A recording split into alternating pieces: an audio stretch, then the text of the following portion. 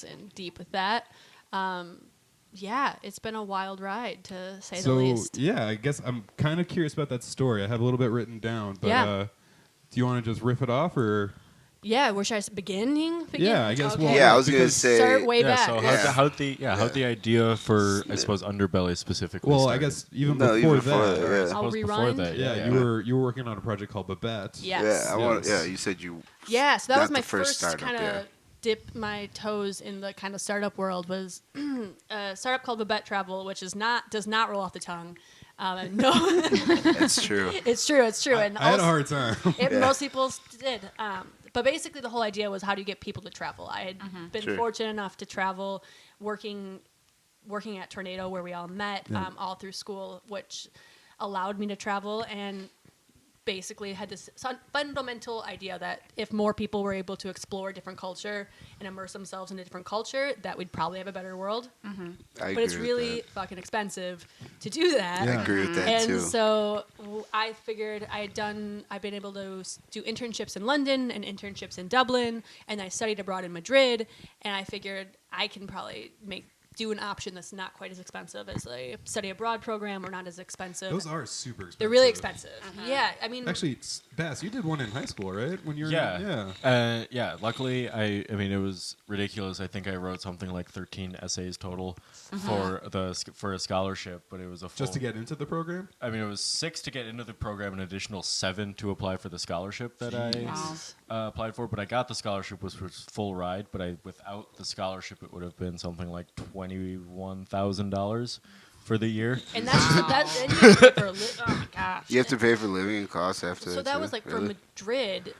Madrid wasn't. It's like notoriously one of the cheaper programs, but like you don't get anything with it. So like you get a month of homestay, and then you have to find your own apartment. You have to find like everything.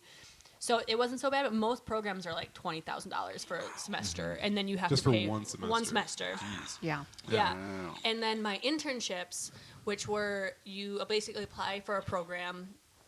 From my knowledge, they don't deny people, and you basically tell them what you're interested in, and then they put you in an internship in the area where you're going, and those can range anywhere on the cheap end, $5,000 for unpaid summer internship, upwards to $20,000 for a summer internship. Again, you're working full time. Not making any money, and I was like, what if we created like an Indeed for international internships, where you can find and you can secure your own internships, you can find the resources to find your own housing and visa applications and all of that. And so that was Babette Travel, and we were able to secure like over a dozen really badass internships in London and Dublin, all of which were super creative. So they were like working with like underground music magazines and sustainability nonprofits with like fashion industries and like these internships that I had dreamt of doing but had no connections to. So started that, and we were able to send some students abroad, but found that in the end, while students loved the idea of what we were doing, one, working with college students kind of sucks ultimately, because they're non-reliable. They don't understand like how much work goes into securing an internship.